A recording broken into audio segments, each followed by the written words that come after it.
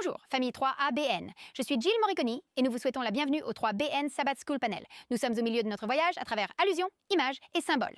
Comment étudier la prophétie biblique? Nous sommes à la leçon numéro 7, Fondement de la prophétie. Nous voulons vous encourager. Si vous voulez votre propre copie du guide d'études bibliques pour adultes, allez sur 3abnsabbathschoolpanel.com et vous pouvez le télécharger. Préparez-vous à étudier avec nous alors que nous parcourons la parole de Dieu.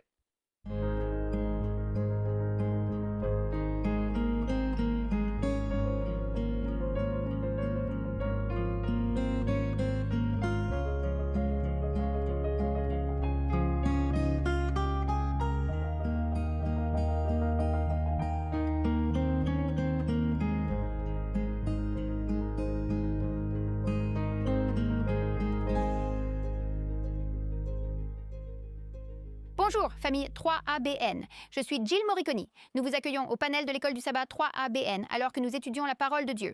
Nous sommes au milieu de notre trimestre sur les allusions, images, symboles. Comment étudier les prophéties bibliques? Et cette leçon est la leçon numéro 7, les fondements de la prophétie. Je tiens simplement à vous remercier infiniment de faire partie de la famille 3ABN Sabbath School Panel.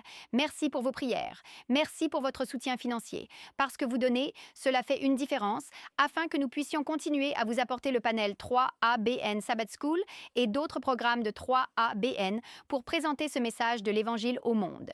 À un monde perdu et mourant. Si vous souhaitez obtenir une copie de nos notes, vous pouvez visiter 3abnsabbathschoolpanel.com, cliquez sur l'onglet des petites notes en haut de cette page, inscrivez-vous et chaque semaine, nous vous enverrons nos notes afin d'améliorer votre étude de la parole de Dieu. À ma gauche, je veux vous présenter ma famille, votre famille ici. Daniel Perrin, je suis ravie que vous soyez ici. Merci. J'ai la leçon de lundi, qui est les 2 chérubins. Oh, merveilleux! Au milieu, le pasteur James Rafferty. Je pense que mes leçons s'appuient sur les tiennes. Daniel, j'ai la leçon de mardi comme des charbons ardents. J'adore ça. Pasteur John Denzi. C'est une bénédiction d'être ici. J'ai mercredi, Dieu parmi son peuple.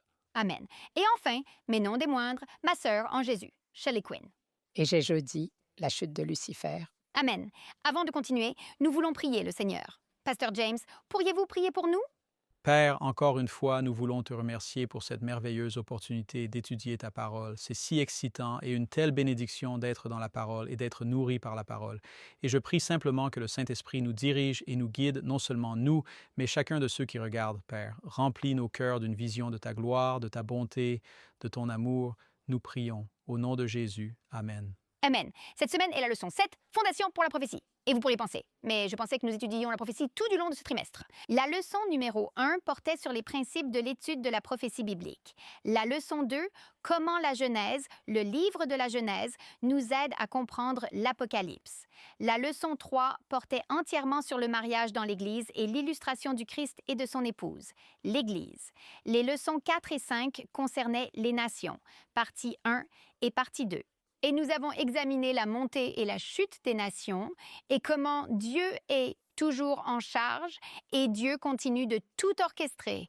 Et à la fin, il établira son royaume qui durera pour toujours. La semaine dernière, nous avons examiné la compréhension du sacrifice et le rôle de Jésus, notre substitut, qui a pris notre place sur la croix, ainsi que notre grand prêtre. Et nous sommes passés à la toute fin dans le sanctuaire. Daniel a enseigné la leçon de jeudi la semaine dernière. Juste un peu dans le sanctuaire, ces scènes de la salle du trône, d'Isaïe 6 et de l'Apocalypse 4 et 5. Et cette semaine, nous avançons davantage, pour ainsi dire, dans la salle du trône de Dieu. Nous explorons comment la race humaine se rapporte à un Dieu saint, comment le sacrifice du Christ nous restaure et nous rapproche du trône, comment Dieu prévoit de nous restaurer afin que nous puissions révéler sa gloire à un monde perdu et mourant, et comment nous pouvons devenir une race de pécheurs pardonnés et rachetés. Et je pense qu'à travers tout cela, nous découvrons que le caractère de Dieu est exposé à travers tout l'univers. Cette semaine est entièrement dédiée aux comparaisons et nous le verrons au fur et à mesure. Lisons notre verset à mémoriser qui se trouve dans Ésaïe 6. Pour mon jour de dimanche, nous allons en fait regarder en commençant par Ésaïe 6. Donc, vous pouvez simplement y aller. Ésaïe 6, verset 8. J'entendis aussi la voix du Seigneur disant « Qui enverrai-je et qui ira pour nous ?» Alors je répondis, « Me voici, envoie-moi. » Le cours de dimanche, c'est le titre, « Me voici, envoie-moi. » Et nous examinons en fait une comparaison entre l'appel d'Isaïe et le lancement du ministère public de Jésus. Maintenant, c'est une comparaison vraiment fascinante pour moi et je ne suis pas sûre de l'avoir beaucoup étudiée. Donc, je suis enthousiaste à l'idée de l'étudier ensemble, cette comparaison entre l'appel d'Isaïe et le lancement du ministère public de Jésus. Maintenant, Daniel, si vous avez vu la semaine dernière, a fait un excellent travail en parlant d'Isaïe 6. Prenons juste quelques points clés, puis nous allons lancer notre comparaison. Nous sommes dans Isaïe chapitre 6, verset 1. Et qu'Isaïe a vu l'année où le roi Osias est mort. Il a vu le Seigneur assis sur le trône, élevé et exalté. Il a eu une vision, pour ainsi dire, de la salle du trône même de Dieu. Et le pan de sa robe remplissait le temple. Au-dessus se tenait, quel est ce mot? Séraphin. Or, ce mot séraphin, nous allons l'étudier tout au long de la journée. Littéralement en hébreu, cela signifie être brûlant. Les brûlants, gardez cela à l'esprit. Les séraphins, combien d'ailes avaient-ils? Altuéleusie. Avec 2, ils couvraient leur visage. Avec 2, ils couvraient leurs pieds. Avec 2, ils volaient. Et l'un criait à l'autre en disant « Saint, Saint, Saint est le Seigneur des armées, toute la terre est pleine de sa gloire. » Alors ces êtres, les séraphins, les brûlants avec 6 ailes entourant le trône, cela me rappelle un peu Apocalypse, chapitre 4. Nous avons les 4 créatures vivantes avec les 6 ailes, là, dans la salle du trône. Et je sais qu'en avançant, nous aurons plus de comparaisons de ces scènes de salle du trône. Mais que se passe-t-il?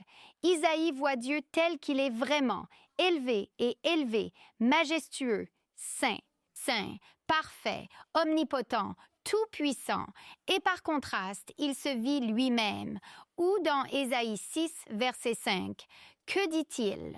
Malheur à moi, je suis perdu, je suis un homme aux lèvres impures et j'habite au milieu d'un peuple aux lèvres impures, car mes yeux ont vu le roi, le Seigneur des armées. Vous êtes-vous déjà vraiment vu? Je veux dire, littéralement, avez-vous déjà vu, wow, les profondeurs de la dépravation dans votre propre cœur? Je ne peux pas vous dire que je l'ai vu autant que je le devrais probablement, mais je peux vous dire que les fois où j'ai vu même un aperçu dans la saleté de mon cœur, l'orgueil qui y réside, ou l'arrogance, la jalousie envers les autres, le manque de pardon, ou l'amertume. Quand Dieu me montre qui je suis en contraste avec sa sainteté, c'est une révélation du caractère de Dieu en contraste avec nous. C'est ce qu'Ésaïe a vu à ce moment-là. La sainteté, la beauté, la perfection de Dieu. En contraste, il a reconnu sa péché. À ce moment-là, il se repentit. Vous avez parlé de l'expérience de conversion. Confessez ce péché. Et ensuite, verset 6, un des séraphins, être brûlant, vola vers moi, tenant dans sa main un charbon ardent qu'il avait pris avec des pinces de l'autel. Il toucha ma bouche et dit, « Cela a touché tes lèvres, ton iniquité est enlevée et ton péché est purifié. » Et puis, et seulement alors, Isaïe était prêt à être envoyé. Quand Dieu a dit au verset 8, « J'ai entendu la voix du Seigneur disant, « Qui enverrai-je et qui ira pour nous ?» Alors Isaïe était prêt à répondre à l'appel. Alors il pouvait dire, « Me voici, envoie-moi. » Vous voyez, il n'était pas prêt quand il pensait l'être. Il était prêt lorsqu'il a reconnu qui il était, et qui il était n'était rien en comparaison de Dieu. Et il était prêt après avoir été purifié et prêt à être envoyé. Examinons donc cette comparaison entre l'appel d'Isaïe et le lancement du ministère public de Jésus. Maintenant, nous avons examiné certaines comparaisons les semaines dernières et nous l'avons déjà dit, mais je pense qu'il est utile de le répéter, que toutes les comparaisons montreront leurs limites à un moment donné. Ce n'est donc pas un parallèle parfait. Cela ne va pas être un parallèle parfait. Nous remarquons simplement quelques similarités. La comparaison ne peut réellement aller que jusqu'à un certain point. Alors, regardons. La première comparaison que je vois 5 comparaisons. La première est l'implication céleste. Le ciel est impliqué dans les deux. Dans l'appel d'Isaïe, Isaïe a vu une vision dans la salle du trône, n'est-ce pas? Le ciel était intimement impliqué dans son appel là-bas. Dans le lancement du ministère de Jésus, le ciel était-il impliqué? Lors de son baptême, que s'est-il passé? Le ciel s'est ouvert. Nous avons entendu la voix de Dieu. Pas vous et moi, littéralement, mais là, la voix de Dieu disant « Voici, c'est mon Fils bien-aimé » et le Saint-Esprit descendant sur lui comme une colombe. Ainsi, dans les deux cas, il y a une implication céleste. Dans les deux cas, numéro 2, comparaison numéro 2, d'autres sont impliqués dans la préparation de la mission. Dans l'appel d'Isaïe, qui est impliqué? Les séraphins, les brûlants, étaient impliqués dans la préparation pour la mission. Qu'en est-il du lancement du ministère de Jésus? Qui était impliqué dans le lancement du ministère de Jésus? Jean-Baptiste. Maintenant, lorsque nous pensons à Jean-Baptiste, nous allons au chapitre 5 de Jean. Jean chapitre 5, c'est bien sûr Jésus qui parle aux Juifs, ceux qui étaient un peu contre lui, et il parle du témoignage quadruple de lui-même. Nous n'entrerons pas dans tout cela. Mais la partie intéressante concerne Jean, car Jean le Baptiste était l'un des témoins de Jésus en tant que Messie. Nous sommes dans Jean 5, verset 33.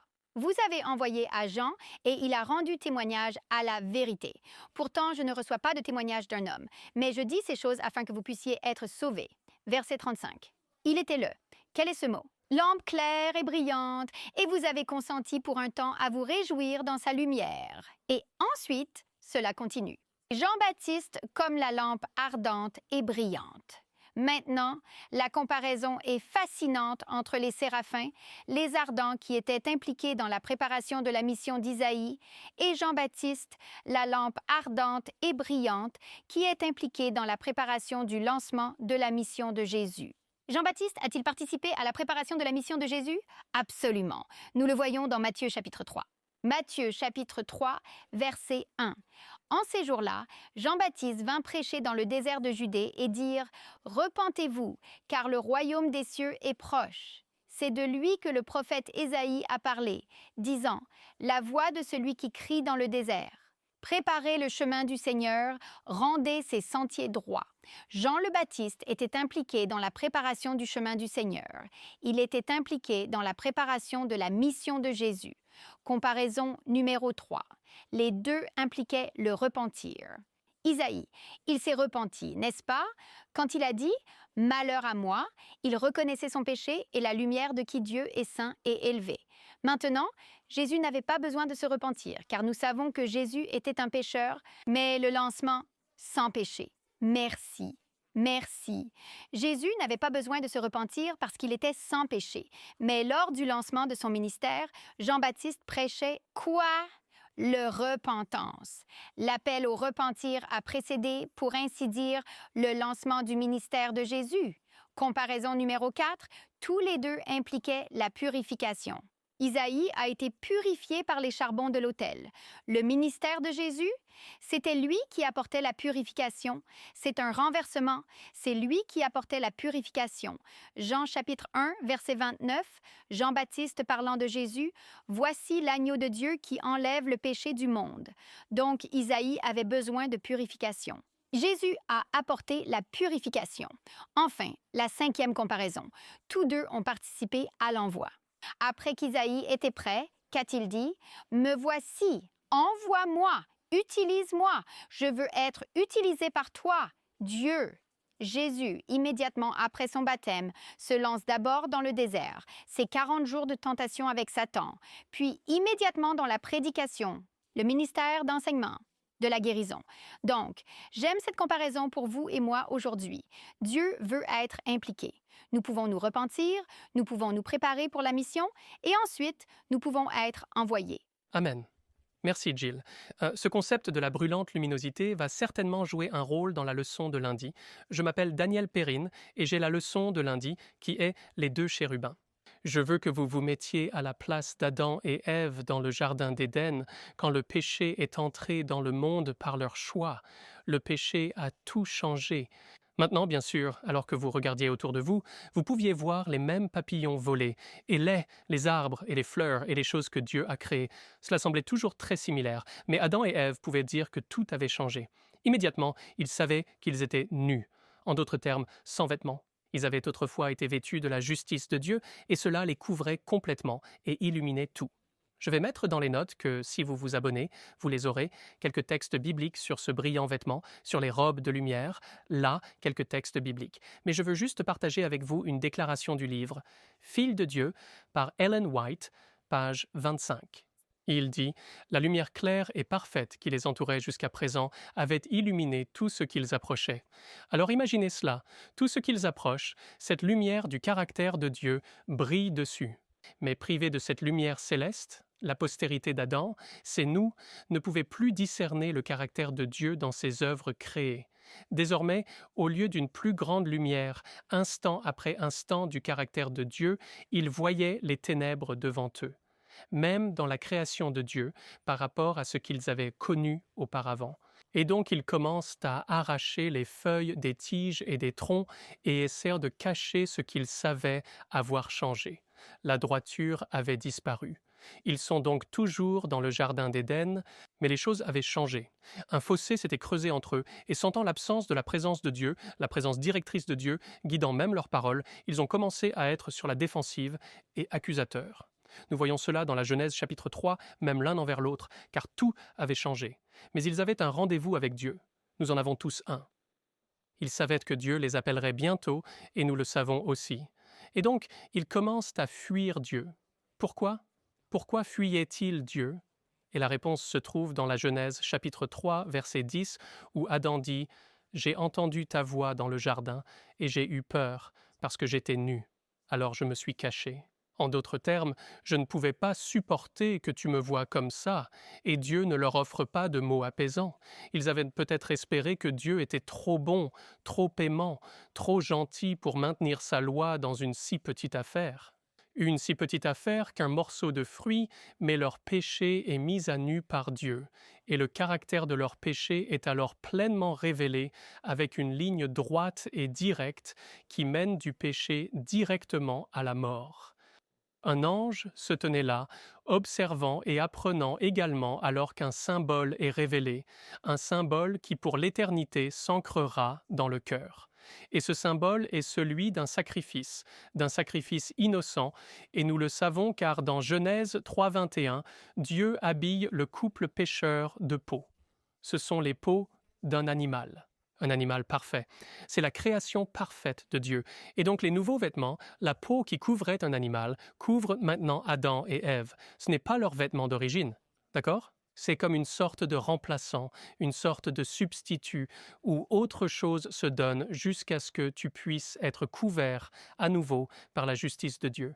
Mais cela leur déclare quelque chose, cela leur montrait quelque chose, l'amour de Dieu. Ici, le Dieu dont ils avaient peur il y a un instant et qu'ils fuyaient, Dieu dit « Il n'y a rien à craindre en moi, je n'ai pas changé, vous aviez changé ». Mais maintenant, ils comprennent quelque chose qu'ils n'auraient pas pu comprendre auparavant, ce qui est une compréhension encore plus profonde de l'amour de Dieu.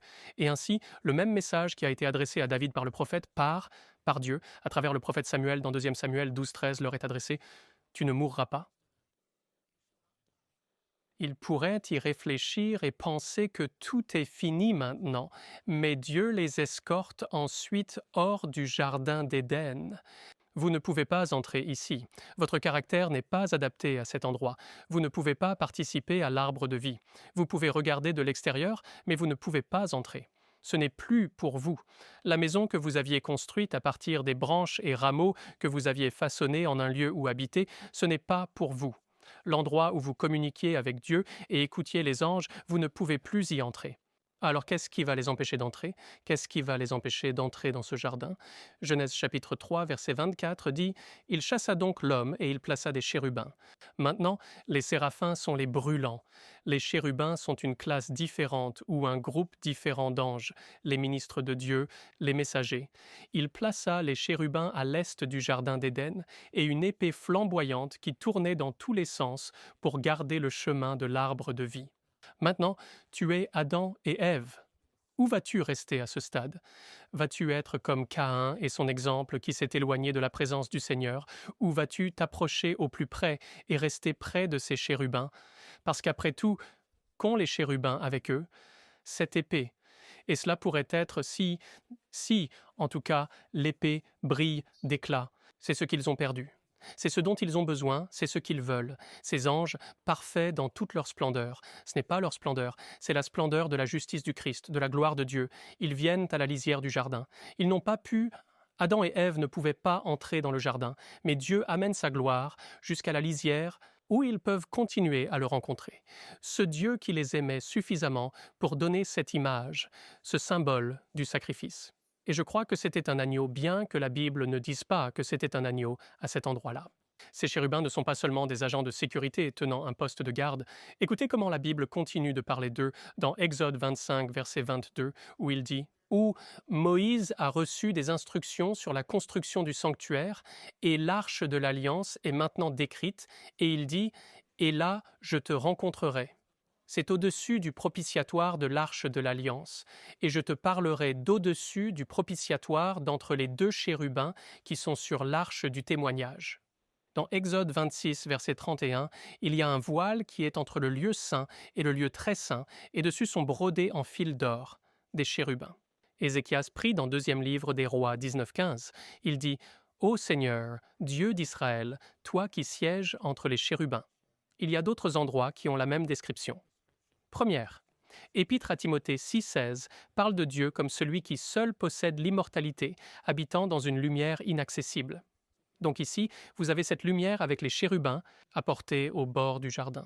Et cela me rappelle beaucoup Ézéchiel chapitre 1, où le peuple de Dieu, beaucoup d'entre eux, ont été envoyés en exil. Et alors Ézéchiel voit le trône de Dieu sur des roues devenir mobile. Comme si Dieu disait « Tu ne peux pas venir en ma présence à cause de ton péché, de ton injustice. Mais Dieu permet quand même à sa justice de se mouvoir pour venir à l'endroit où ils peuvent avoir accès. » Qu'est-ce que tout cela signifie pour la prophétie biblique? Hébreux chapitre 1, verset 14 dit « Ne sont-ils pas, parlant des anges, tous des esprits au service de Dieu, envoyés pour servir ceux qui doivent hériter du salut? Les anges ont un ministère. Ils ne sont pas seulement des guerriers et des gardiens, bien qu'ils soient ces choses, mais les anges, à la porte du jardin d'Éden, sont placés là pour servir Adam et Ève, et quiconque est prêt et désireux de rester aussi proche que possible de la présence de Dieu et de sa lumière et de son amour. Ces anges ont toujours leur couverture juste. Adam et Ève, ils la désirent, et donc ils viennent là. C'est là qu'ils vont. Dieu n'est pas dans l'affaire de simplement garder les gens à l'extérieur. Dieu cherche finalement à attirer les gens près de lui, des gens qui ne le méritent pas, des gens qui, par leur propre mérite, n'ont aucune dignité. Alors la lumière de la présence de Dieu procède là, et les chérubins, ce sont eux qui se tiennent là entre eux. Qu'est-ce que cela signifie pour nous aujourd'hui? Nous avons des anges qui nous sont envoyés. La Bible nous le dit clairement. Les anges sont envoyés comme ministres pour nous et nous avons le privilège de la prière de venir dans la présence de Dieu.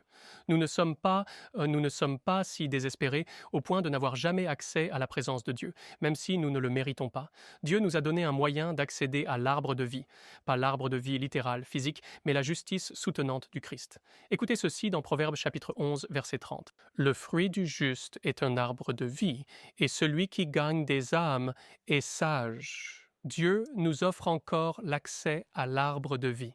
Je veux terminer ici avec une déclaration du livre Adventist Home par Ellen White. C'est à la page 424, paragraphe 1. « Ceux avec qui Christ habite seront entourés. » D'accord, cela parle au présent ici. Ceux avec qui Christ habite seront entourés d'une atmosphère divine. Leurs robes blanches de pureté seront parfumées du parfum du jardin du Seigneur. Leurs visages reflèteront la lumière de son visage, illuminant le chemin pour les pieds chancelants et fatigués. Vous voyez, Dieu veut que vous, même aujourd'hui, ayez accès à sa présence, et il envoie ces deux chérubins où nous pouvons rencontrer Dieu. Dieu envoie des anges pour marcher à nos côtés et nous servir. Quelle bénédiction c'est! Amen. Louez le Seigneur pour sa présence qu'il nous accorde. Nous allons faire une courte pause pour un moment de mission 3BN. Nous reviendrons tout de suite. Bonjour, je suis Greg Morricone. Je suis tellement content que vous m'ayez rejoint pour un moment de mission de 3ABN. Herschel n'a pas eu une vie facile. En fait, il n'a trouvé le Seigneur que lorsqu'il avait 70 ans en regardant une émission télévisée religieuse. Après la fin de cette série d'émissions, Herschel a commencé à zapper et a trouvé 3ABN. Il a découvert que les sermons étaient basés sur la Bible et il a été captivé parce que tout ce que vous entendiez était soutenu par les Écritures. Bientôt, il ressentit un fort désir d'être baptisé. Alors, il en parla avec son pasteur local de l'Église adventiste du 7e jour, expliquant qu'il ne pouvait pas assister au service régulier. « Honnêtement, je le ferais si je pouvais, » dit-il. « Cependant, je ne peux tout simplement pas supporter d'être autour de tant de gens. Je suis donc reconnaissant que Dieu dise « Ma grâce te suffit, car ma force s'accomplit dans la faiblesse. Je vis avec ce que j'ai, je fais de mon mieux, et je regarde 3 ABN tous les jours. » Herschel partage ce qu'il apprend avec son fils et sa belle-fille lorsqu'ils viennent chez lui pour une étude biblique chaque sabbat. « J'étais une âme perdue pendant 70 ans, dit-il, mais je me suis enfin réveillé et j'ai vu la lumière. Ce premier programme a ouvert la porte pour moi, mais 3 ABN a ouvert ses portes en grand. Oui, Dieu cherche ses brebis perdues, et quand elles entendent sa voix, elles le suivent. Rejoignez-moi la prochaine fois sur 3 ABN Mission Moment. Bienvenue à nouveau dans notre étude sur les fondements de la prophétie. Et nous passons la parole au pasteur James. Merci, Jill. Merci, Daniel. Nous allons simplement continuer avec le même thème. Nous sommes dans la leçon de mardi qui s'intitule « Comme des charbons ardents ». Le guide d'étude dit « Les chérubins, soit comme êtres vivants, soit comme symbole d'ordure, apparaissent partout dans l'Ancien Testament. Ils sont souvent représentés comme se tenant immédiatement à côté du trône de Dieu. » N'oubliez pas cette phrase. Nous allons y revenir dans un moment. Rayonnant sa gloire à l'univers. Les chérubins sont également brodés dans le rideau devant le Saint des Saints, Exode chapitre 26, verset 1. Dans le livre des Psaumes, le pouvoir suprême de Dieu sur la création est poétiquement représenté comme étant transporté dans les airs par des chérubins. Psaume 18, verset 10. Dieu a ordonné que l'arche de l'Alliance soit surmontée de 2 chérubins en or massif avec des ailes s'étendant l'une vers l'autre. Ensuite, le trimestre continue en disant « Lisez Ézéchiel. Quelle similitude voyez-vous entre ce passage et les scènes décrites dans Isaïe chapitre 6, 1 à 6 et Apocalypse chapitre 4, versets 1 à 11. Et bien sûr, ce que nous voyons là, ce sont ces chérubins, ces séraphins, ces anges, très similaires en apparence dans Ézéchiel chapitre 1 et Ézéchiel chapitre 10, et dans Ésaïe chapitre 6 et dans Apocalypse chapitre 4. Dans l'Apocalypse chapitre 4, il y a cependant une différence majeure. Dans l'Apocalypse chapitre 4, devant le trône, vous avez non seulement ces chérubins ou séraphins ou anges, mais vous avez aussi ce qui est décrit comme 24 anciens. Maintenant, c'est une nouvelle représentation dans le livre de l'Apocalypse.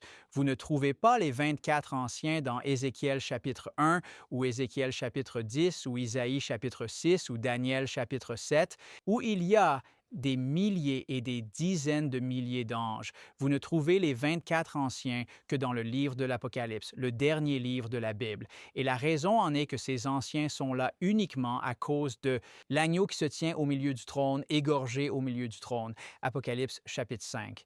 En fait, Apocalypse chapitre 5 explique comment les anciens sont arrivés là. Les anciens qui ont des robes promettues à ceux qui vainquent dans les 7 églises, des robes blanches qui leur sont finalement rendues, les anciens qui ont des couronnes promettues à ceux dans les 7 églises et les anciens qui sont assis sur des trônes, pas à côté du trône, pas près du trône, mais Jésus dit « Vous vous assiérez avec moi sur mon trône ». Tu vois, Dieu a l'intention que le plan de salut avance de telle manière que son but pour l'humanité, créé pour un peu de temps inférieur aux anges, ne soit pas perturbé. En d'autres termes, Dieu nous restaurera à son objectif original. Nous allons en fait remplacer les anges au ciel. C'est ce que la Bible indique. En fait, nous voyons cela au fur et à mesure que nous avançons dans le livre de l'Apocalypse, et c'est ainsi que nous le voyons. Dans le chapitre 7 de l'Apocalypse, ou excusez-moi, dans le chapitre 5 de l'Apocalypse, l'un des anciens dit à Jean « Ne pleure pas ». Maintenant, Daniel a partagé cela lors de notre dernière réunion. C'était une belle présentation. L'Apocalypse chapitre 5 est une sorte de vue d'ensemble de tout le plan de salut. Vous savez, il n'y a aucun homme dans le ciel. Il n'y a aucun homme sur la terre. Il n'y a aucun homme sous la terre qui peut changer notre destin avec la mort. C'est le livre qui est scellé. C'est l'histoire des nations. Et aucun homme n'est digne, c'est-à-dire Enoch ou Élie qui ont été translatés sans voir la mort, aucun homme au ciel et aucun homme sous la terre, c'est-à-dire ceux qui sont morts comme Daniel qui était si parfait que ses ennemis ne pouvaient pas trouver de défaut chez lui, et aucun homme sur la terre, ni pape, ni président, ni aucun homme n'est assez saint ou juste pour altérer notre destinée avec la mort. La seule personne qui pouvait altérer notre destinée avec la mort était Jésus. Le lion de la tribu de Juda, il est capable de prendre le livre. Alors, un des anciens s'approche de lui, pas un des anges. Un des anciens s'approche de Jean et lui dit, « Jean, ne pleure pas. Je sais que tu as beaucoup pleuré, mais ne pleure pas. C'est notre incroyable, je ne dirais même pas responsabilité, mais quel est le mot que je cherche? Honneur, privilège. Nous, en tant qu'êtres humains, avons désormais le privilège de jouer le rôle aux côtés des anges, d'introduire les gens à cette belle image du plan de salut. Nous pouvons aller vers les gens, les tapoter sur l'épaule et dire « Ne pleure pas, je sais que tu as perdu un être cher. Ne pleure pas, je sais que tu as l'impression d'être submergé par les pertes économiques dans ta vie. Ne pleure pas, je sais que tu as l'impression que cette dépendance à la drogue est trop forte pour toi. Ne pleure pas. Voici le lion de la tribu de Juda, la racine de David. Il a triomphé là où nous avons échoué. » Nous sommes capables d'intervenir avec les anges et de servir. C'est pourquoi, quand Ésaïe fut purifié, il dit, quand il a entendu la voix, « Qui ira pour moi? » Vous savez, normalement, Dieu envoie ses anges. Dieu a envoyé son ange à Daniel dans le chapitre 9 de Daniel. J'ai été envoyé rapidement pour voler vers toi. Mais il y a des moments où Dieu envoie en réalité des êtres humains. En fait, nous voyons cela clairement, cette transition s'opérer clairement quand nous arrivons au chapitre 14 de l'Apocalypse. Parce que dans l'Apocalypse chapitre 14, le peuple de Dieu est assis dans les lieux célestes en Jésus-Christ. Ils sont sur le mont Sion par la foi spirituellement. Éphésiens dit « assis avec Christ » et ils suivent l'agneau partout où il va, pas seulement là-bas, mais ici. Et parce qu'ils font cela, ils sont eux-mêmes comparés à un ange volant au milieu du ciel, portant l'Évangile éternel pour le prêcher à ceux qui habitent sur la terre, à chaque nation, tribu, langue et peuple. Alors, quel est le travail du peuple de Dieu par rapport à ces anges? Oui, c'est incroyable quand on pense au travail de ces 4 créatures vivantes. Regardons juste quelques versets. Les 4 créatures vivantes se trouvent dans l'Apocalypse, chapitre 4, versets 6 à 9, chapitre 5, versets 6 à 14, chapitre 6, versets 1 à 8, chapitre 7, verset 11, chapitre 14, verset 3, chapitre 15, verset 7 et chapitre 19, verset 4. Et les textes qui décrivent ces créatures n'indiquent pas qu'elles sont figuratives, mais qu'elles sont réelles. Ce sont des êtres réels. Ce sont 4 des créatures vivantes, des êtres littéraux qui sont des êtres angéliques ou des chérubins. Maintenant, cela est clairement indiqué par leur proximité immédiate au trône de Dieu. Ézéchiel 1, 12 à 20 suggère qu'ils sont en mouvement constant autour du trône. Maintenant encore, en lisant ces textes, nous devons réfléchir à ce que Dieu a voulu pour nous, mouvement constant autour du trône de Dieu, suivant l'agneau partout où il va. Maintenant, leur description, la description de ces êtres dans la Bible, les montre couvrant leurs yeux, n'est-ce pas? Donc, ils ont des visages. Ils ont des visages de lions, de veaux, d'aigles, d'hommes. Maintenant, c'est assez figuratif et cela suggère un ministère omniscient des anges célestes envoyés sur terre comme des humains, le visage d'un homme, Hébreux 13, verset 2, Genèse chapitre 18, pour servir comme un veau, Hébreux 1, 14, Matthieu 18, 10, avec rapidité comme un aigle, Daniel 9, 21 et avec autorité royale ou céleste comme un lion, Apocalypse 5, 5 et 10, 3. Alors, le but des 4 êtres vivants. Cela a aussi à voir avec la déclaration de la sainteté de Dieu et la direction de l'adoration et de la louange de Dieu. Ils sont également impliqués d'une certaine manière dans la justice de Dieu. Ce pouvoir est à nouveau visible dans le chapitre 15, verset 7 de l'Apocalypse lorsque l'un des 4 déclenche les 7 dernières plaies de la colère de Dieu sur l'humanité. Maintenant, les 4 créatures vivantes sont également très similaires, sinon les mêmes êtres que ceux dans Ézéchiel chapitre 10, versets 2, 14 et 20 et Ésaïe chapitre 6, versets 1 à 3. Alors, ils sont au nombre de 4 remplis d'yeux, ayant des visages comme les êtres dans Ézéchiel chapitre 1, verset 10, avec 6 ailes, Isaïe chapitre 6, verset 2, et ils offrent un culte comme les êtres dans Isaïe chapitre 6, verset 3, disant « Saint, Saint, Saint est le Seigneur ». Pourtant, le chiffre 4 est en fait symbolique. Ce n'est pas littéral parce que les êtres angéliques du paradis sont des milliers de milliers et 10 000 fois 10 000, n'est-ce pas? Donc, il n'y en a pas seulement 4. Il n'y a pas que Daniel et ses 3 amis. Il y a beaucoup de milliers de personnes qui servent un Dieu, des milliers de messagers, des milliers d'anges, des milliers de pasteurs. Et au fait, le mot ange en grec signifie un messager, un ange littéral, un messager, et aussi par implication un pasteur. En d'autres termes, il y a une transition en cours et Dieu veut que nous fassions cette transition maintenant. Dieu veut que nous, êtres humains, venions sur cette terre pour être remplis de son esprit et aller vers les gens de cette terre, pas seulement en tant qu'humains, mais en venant servir comme l'image semblable à un veau avec une rapidité rapide, s'envolant comme les 3 messages angéliques de l'Apocalypse chapitre 14, verset 6, et avec autorité, avec l'autorité de Dieu. Jésus nous a donné cette autorité dans la mission d'enseigner l'Évangile et de prêcher l'Évangile à travers le monde, enseigner et baptiser au nom du Père, du Fils et du Saint-Esprit. Alors, le nombre est symbolique et il représente, je crois, aux 4 directions, le nord, le sud, l'est et l'ouest du monde. En d'autres termes, de la Terre. En d'autres termes, les anges entourent cette planète avec une révélation de la sainteté de Dieu et avec un message du ciel. Et nous devons les rejoindre et connaître. Et en résumé, ces êtres sont des anges dont le but est de servir les habitants de la terre et d'initier le culte exalté. Ce sont les mêmes êtres mentionnés dans le livre d'Ézéchiel chapitre 10 et le livre d'Isaïe chapitre 6, versets 1 à 3.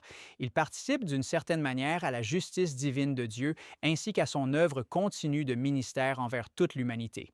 Et nous devons nous unir. Avec ces anges dans ce ministère pour l'humanité, nous devons être comme Isaïe en disant à Dieu, « Purifie-moi et je suis prêt à être envoyé et à donner un message à tous les habitants de la terre, le message de l'Évangile éternel de Jésus-Christ. » Je suis heureux que vos notes sont disponibles. C'était très beau. Amen. Amen. Nous en sommes maintenant à la partie de mercredi de la leçon « Dieu parmi son peuple ». Quelle pensée magnifique! Dieu parmi son peuple. Lorsque vous regardez dans le livre de l'Exode, Dieu vous donne une image de sa présence avec le peuple d'Israël. Exode chapitre 13, versets 21 et 22, il dit « Et le Seigneur allait devant eux le jour dans une colonne de nuée pour les guider. La manière est de nuit dans une colonne de feu pour leur donner de la lumière pour aller de jour et de nuit. » Remarquez maintenant le verset suivant.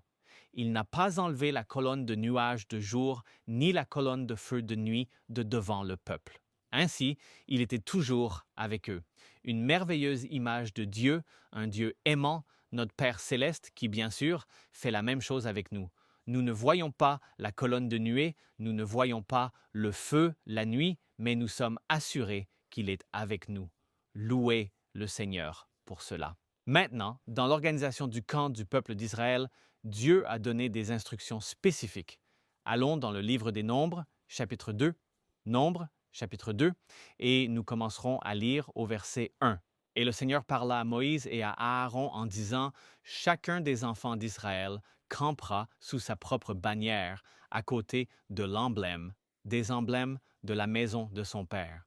Ils camperont à une certaine distance du tabernacle de réunion. » Ceci est un message du Seigneur, l'organisation de la façon dont les tribus devaient être autour du sanctuaire, autour du tabernacle, là, dans le désert. Dieu est celui qui s'en charge. Sinon, vous auriez peut-être eu « Non, je veux être ici. Non, je veux être ici. » Probablement en train de se plaindre et de se quereller, mais Dieu a donné les instructions et les gens devaient les suivre. Remarquez maintenant qu'il dit « à une certaine distance du tabernacle de la rencontre ». Nous devons comprendre que le Seigneur est un Dieu révérencieux. Nous devons être révérencieux envers lui. Une distance respectueuse, appelons cela, du tabernacle. C'est là qu'ils étaient censés être. Numéro, chapitre 2, verset 3. Voici les instructions.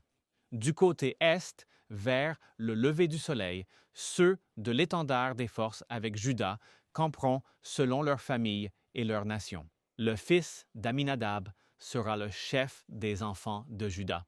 Ainsi, Juda a reçu la prééminence dans le sens d'être du côté est, et quand ils prenaient le camp, Juda devait avancer avec eux. Et donc, Juda serait à l'avant.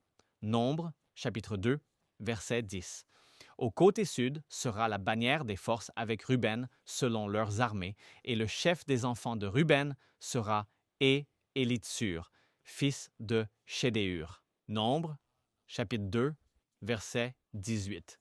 Du côté ouest sera l'étendard des forces d'Éphraïm selon leurs armées, et le chef des enfants d'Éphraïm sera Élishama, fils d'Amihud.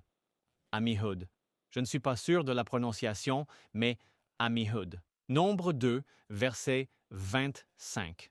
La bannière des forces avec Dan sera du côté nord selon leur famille, et le chef des enfants de Dan sera Ahiézer, le fils d'Aminishadai.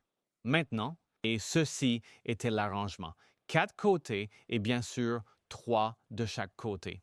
Et remarquez ce que dit la leçon. Remarquez que chaque tribu dominante arborait sa propre bannière ou drapeau spécial pour indiquer qui elle était, bien que les Écritures ne soient pas explicites en décrivant ce qui était. Sur chaque drapeau, il y a une tradition intéressante, vaguement basée sur les caractéristiques tribales décrites dans Genèse, chapitre 49 et Deutéronome 33. Et c'est ce que la leçon met en évidence, qui attribue l'un des 4 visages de chacun des 4 points cardinaux.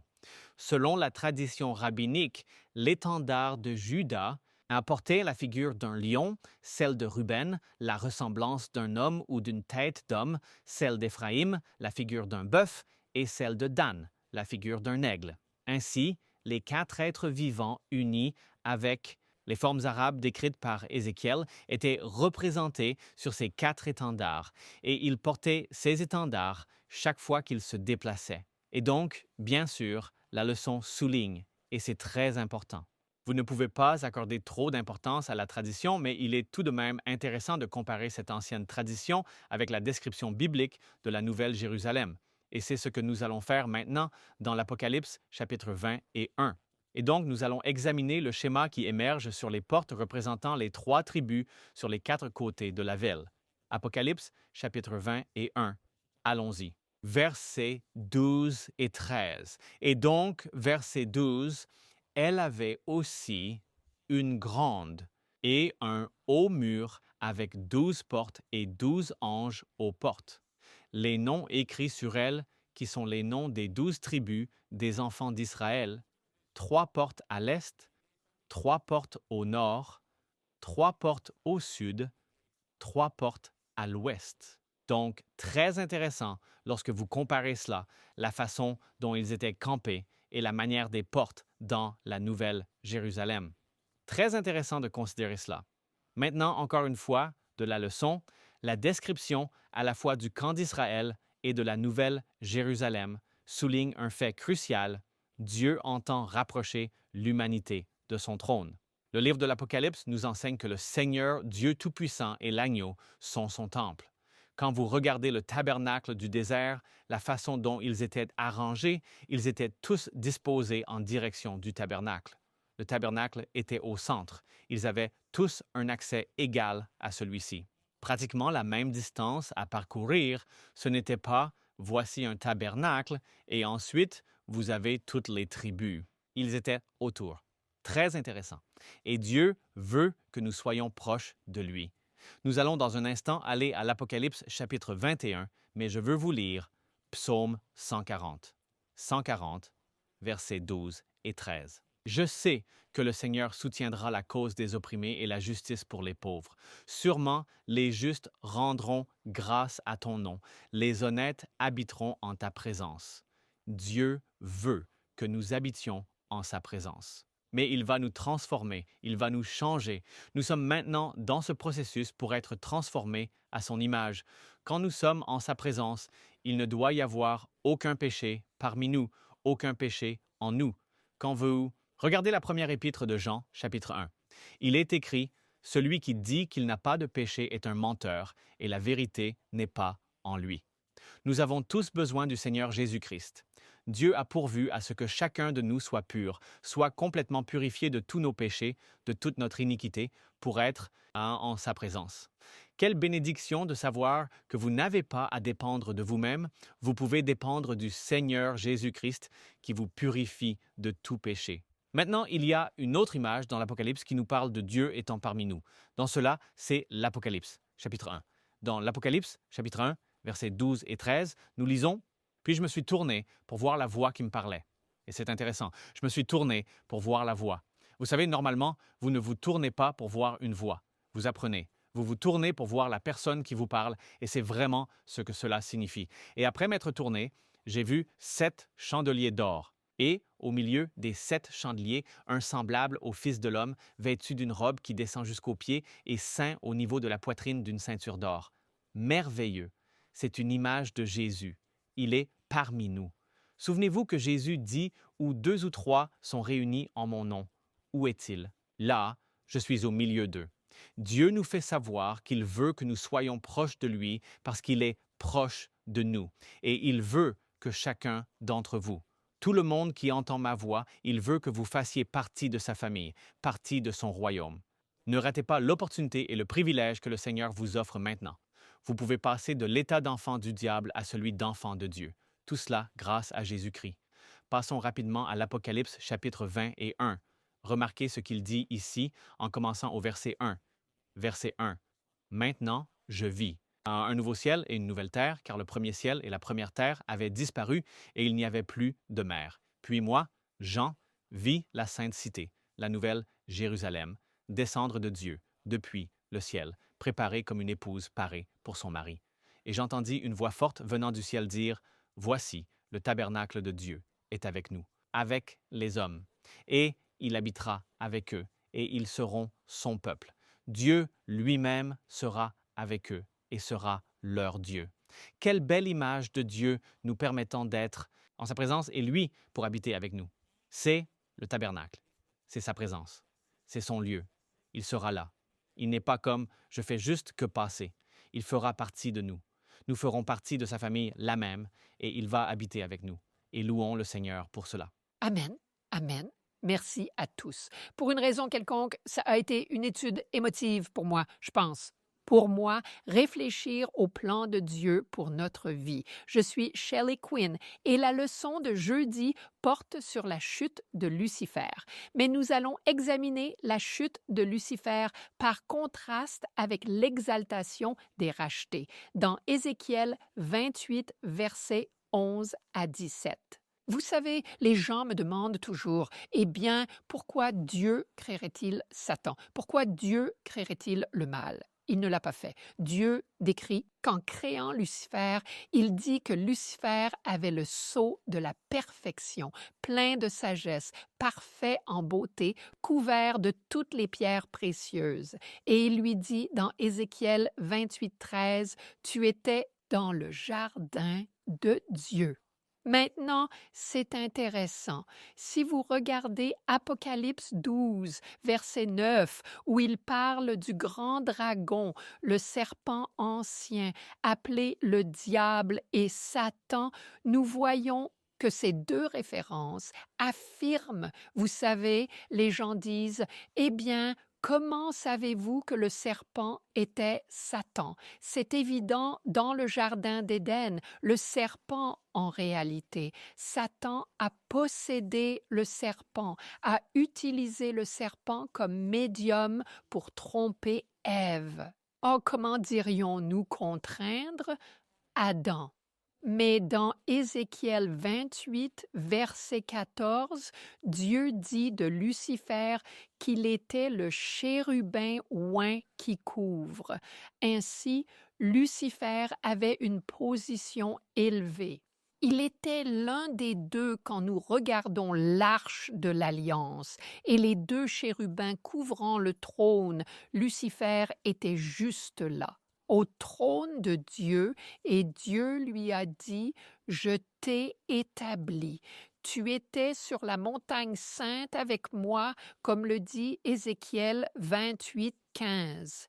Tu étais parfait dans tes voies depuis le jour où tu as été créé, jusqu'à ce que l'iniquité soit trouvée en toi par l'abondance de ton commerce. » Ce mot est trafic, c'est dire des mensonges. Tu es devenu rempli de violence et tu as péché. C'est pourquoi je t'ai chassé comme une chose profane de la montagne de Dieu. Maintenant, remarquez cela. Lucifer est chassé de la montagne et nous allons faire un contraste dans une minute. Je t'ai détruit, ô chérubin protecteur, du milieu des pierres ardentes. Ton cœur s'est enorgueilli à cause de ta beauté. Tu as corrompu ta sagesse à cause de ton éclat et je t'ai jeté à terre.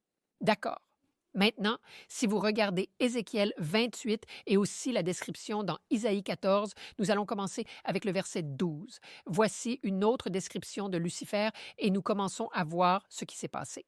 Isaïe 14, 12. Comment es-tu tombé du ciel, ô Lucifer, fils de l'aurore? Souviens-toi quand Jésus a dit « J'ai vu Satan tomber du ciel comme un éclair.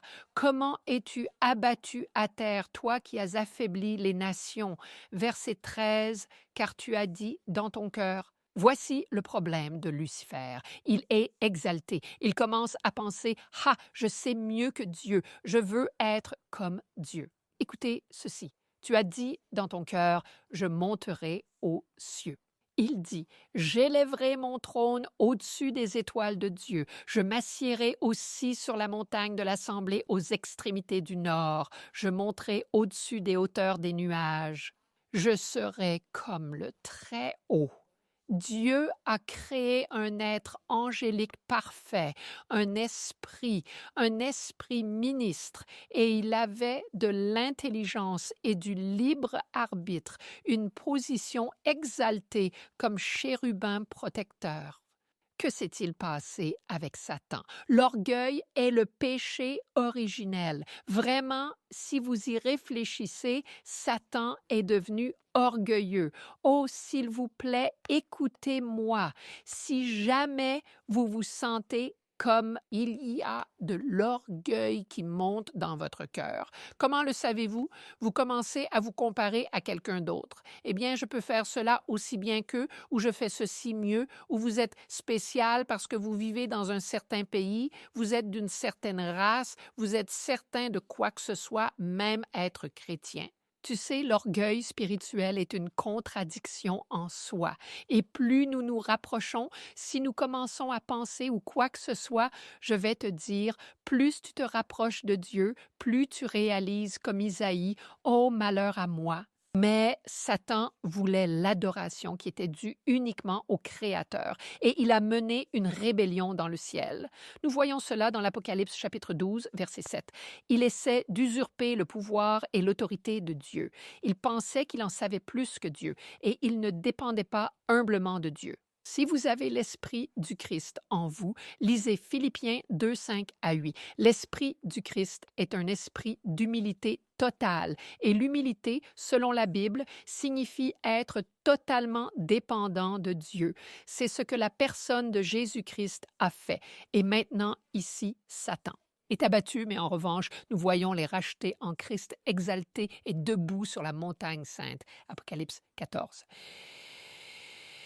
Jean voit l'agneau de Dieu debout sur le mont Sion avec 144 000. C'est un nombre symbolique. Il représente les rachetés sur la terre. Ils ont le nom de leur Père inscrit sur leur front et ils sont sans ruse.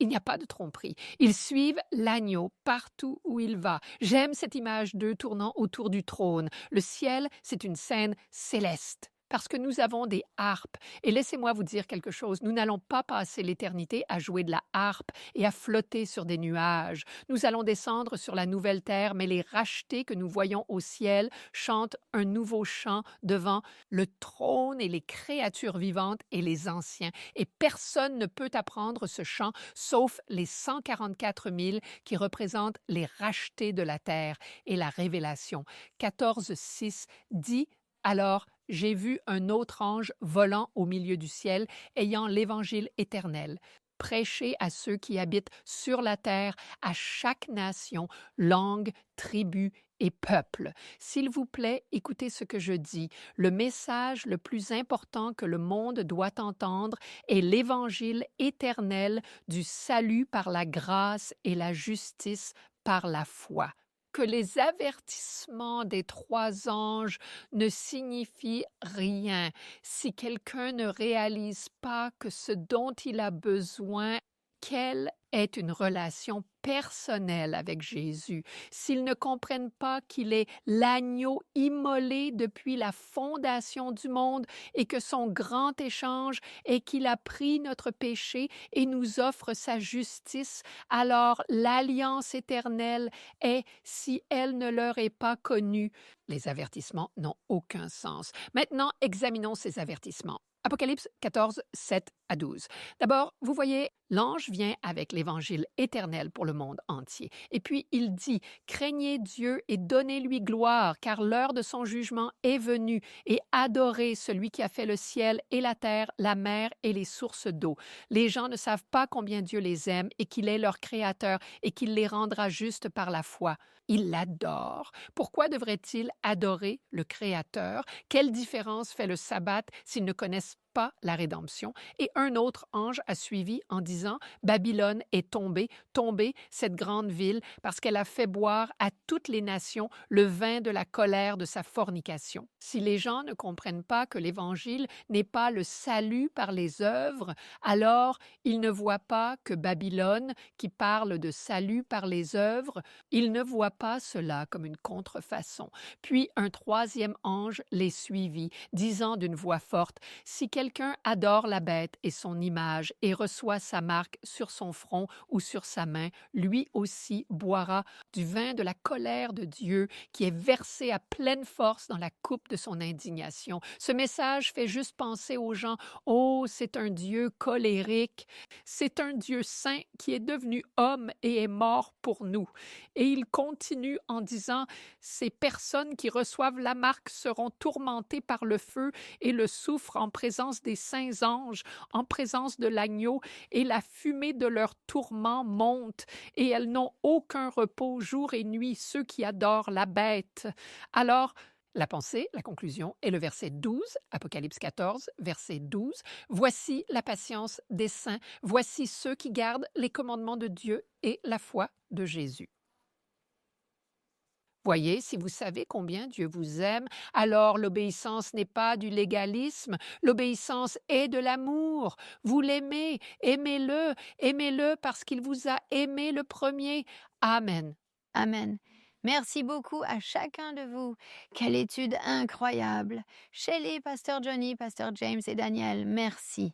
Fondation pour la prophétie. Quelle étude approfondie. Et je sais que mon propre cœur a été convaincu, éveillé et revitalisé. Je veux donner à chacun de vous un moment pour partager une pensée finale.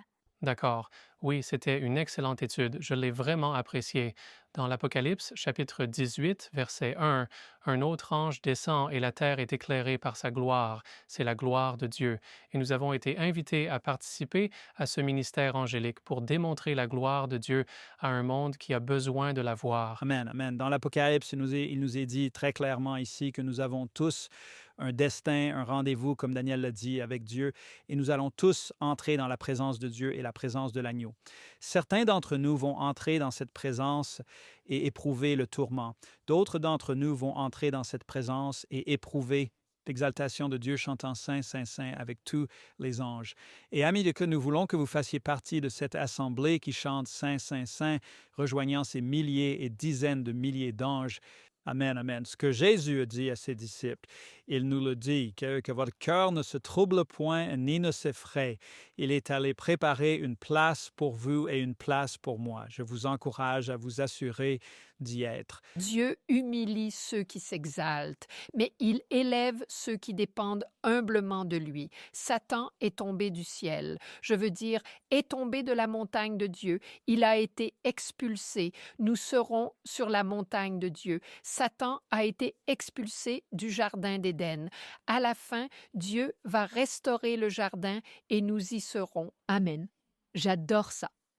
Je vais conclure avec ce verset de l'Apocalypse, chapitre 20 et 1, verset 8. Et j'ai entendu une voix forte venant du ciel disant, « Voici le tabernacle, la présence de Dieu. De Dieu est avec les hommes, et il habitera avec eux, et ils seront son peuple. Dieu lui-même sera avec eux et sera leur Dieu. Quelle belle image d'Éden restaurée. Dieu désire habiter avec nous, avec vous, avec chacun de nous en tant que son peuple. Alors le choix nous appartient. L'amour ne force jamais. Dieu dit simplement, « Me choisiras-tu aujourd'hui ?» Nous vous invitons à nous rejoindre la semaine prochaine alors que nous commençons une série en 2 parties dans les psaumes. La première partie est la semaine prochaine. Allons vers le Seigneur et terminons ce programme par la prière. Père Saint, nous venons devant toi au nom de Jésus, reconnaissant pour la vérité dans ta parole, ta promesse que tu seras avec nous, ta promesse que tu nous recevras et nous changeras et nous transformeras à l'image de Jésus. Nous nous soumettons à toi maintenant au nom de Jésus. Amen.